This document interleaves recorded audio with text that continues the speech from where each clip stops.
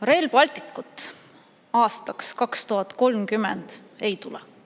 Ja Riiga me kindlasti sellega sõita aastal 2030 ei saa. Vaatame tõele näkku. Ja väga paljud ametnikud, poliitikud, kes olid nende otsuste juures, kes on täna nende otsuste juures, saavad sellest suurepäraselt aru. Sest miks muidu on vajalik selline kindlustus teha, kus siis endisi, praeguseid, tulevasi juhte ja ametnikke, aga ka nende pereliikmeid kindlustatakse erinevate võimalike kahjunõuete vastu. Ja kindlustatakse tagasiulatuvalt erinevate nõuete vastu, mis võivad tulla nende otsuste, aga ka rikkumiste eest, mis olid vastu võetud aastast 2014.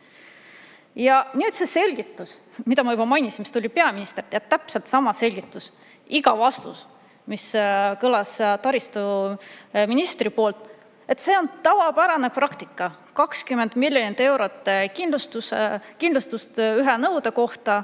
Erasektoris pidevalt kasutatakse selliseid kindlustusi. Vabandust väga, see pole erasektori projekt. See on maksumaksja raha eest ehitatav projekt.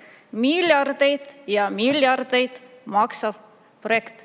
Ja nüüd sellesama maksumaksja raha eest te kindlustate end selle vastu, et laristate selle sama maksumaksja rahaga ja tekitate maksumaksjale kahju. Ja väga õigesti, väga paljud inimesed kirjutavad mulle sotsiaalmeedias, kus küsivad, aga kuidas meie saaksime samamoodi kindlustada end valitsuse valede ja laristamise vastu? Väga õigesti inimesed küsivad. Ja teiseks, kust kohast on see ikkagi adekvaatne, et kindlustatakse ka pereliikmeid? Et mis praktika see selline on?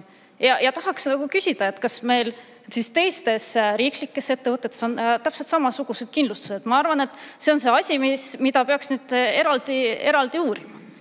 Ja muidugi eraldi riivaski mu kõrva see, et minister ütles, et selliseid tegevusi ei kooskõlastata ministritega, ei ole kohustust erinevatest tegevustest informeerida ja teavitada, et kuidas see võimalik on. Et ma juba mainisin, et täna prokuratuur käis korruptsioonivastase erikomisjonis ja ütles, et meil absoluutselt mitte mingit järelevalvet ei ole riigiettevõttes, et riik on väga halb omanik olnud riigiettevõtetele ja see toimub ka meil suurte projektide puhul. 2 lennufirmat läks pankrotti, Rail Balticuga miljardid lähevad ei tea kuhu. Ja minu arvates on väga suur probleem, et nõukogu on sellise asja läbi lasknud, seesama kindlustuse küsimus. Ja nüüd laiem probleem on see, et täna peaminister, valitsuse liikmed, aga tegelikult ka teiste Balti riikide juhid ei taha tunnistada, et seda raudteed aastaks 2030 ei tule. Pumbatakse raha edasi. Et miks niiviisi petetakse rahvast? Ja sellest veel hullem on see, et meie siin oleme valmis 3,6 miljardi eest ehitama raudtee, mis sõidaks ainult Läti piirini, Iklani välja. Ja siis iga aasta kulutame veel 30 miljonit, võib-olla isegi rohkem selle ülevalpidamiseks. Sest vaatame tõele näkku, mul on kõik need faktid ees, et erikomisjon seda arutatud nii palju. Lätis on tänase seisuga ehitatud täpselt 0 kilomeetrit.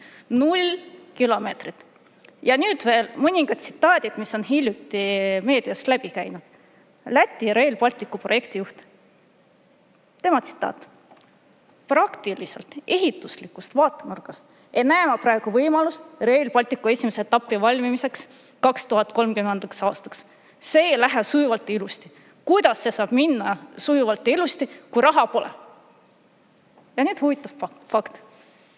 See inimene on tänaseks tagasi astunud.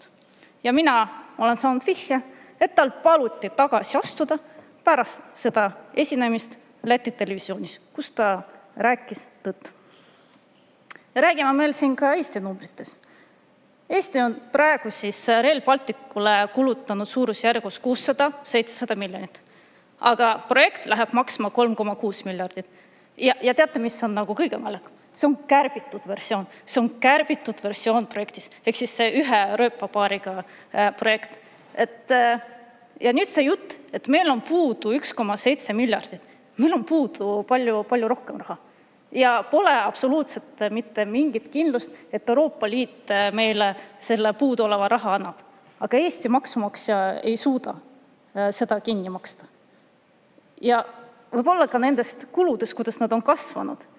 Et kunagi, ma tuletan meelde, meile räägiti, et Eestis läheb maksma 1,3 miljardit kogu see täiskomplekt. Ja nüüd tuleb välja, et 3,6 miljardit meil maksab kärbitud versioon, kus on üks rööpapaar, kus ei ehitata päris mitu viadukte välja, mis mõjutab kohalike inimeste mobiilsust. Ja kusjuures me siiani ei ole näinud mitte ühtegi tasuvusega mõjuanalüüsi nüüd sellele uuele nii-öelda kärbitud versioonile. Et kuidas me siis selle raha tagasi saame? Sest me lihtsalt ei saagi seda raha tagasi. Rääkimata sellest, et me siis ehitame oma osa valmis Läti piirini.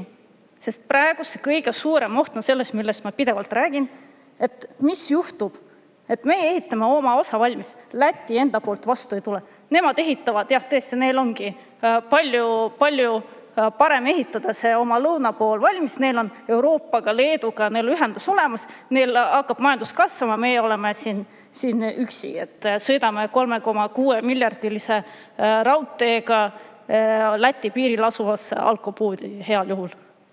Et seetõttu ma ütlen, et me peaksime juba praegu mõtlema, kuidas siis sellisel juhul, kuidas me saame siis oma majanduslikku kahju hüvitada, juba täna peavad need küsimused üleval olema. Ja seda mitte meie maksumaksjate arvelt. Ma korra tuletan meelde ka seda, et meil on 3 riigi vahel sõlmitud leping, ratifitseeritud parlamentide poolt, et raudtee peab valmis saama 2025 ja 2026 me peaksime seda kasutama. Ehk siis praegu tegelikult me peaksime juba sõitma Varssavisse Rail Balticuga. Ehk siis nüüd, kui see aasta läheb mööda, kui tuleb uus aasta, kaotab see leping oma kehtivuse. Et põhimõtteliselt mitte keegi ei vastuta enam mitte millegi eest. Ja ega vastuta ka kahju tekitamise eest. Ja need, kes vastutavad, need on endale juba kindlustuse ära teinud, et ärge muretsege. Nii et ainus, keda soovitakse vastutama panna, maksma panna, on kahjuks meie maksumaksja. Nii et minu soovitus jällegi aitab loosungitest ja vaatame otsa faktidele, mis meil reaalselt toimub. Aitäh!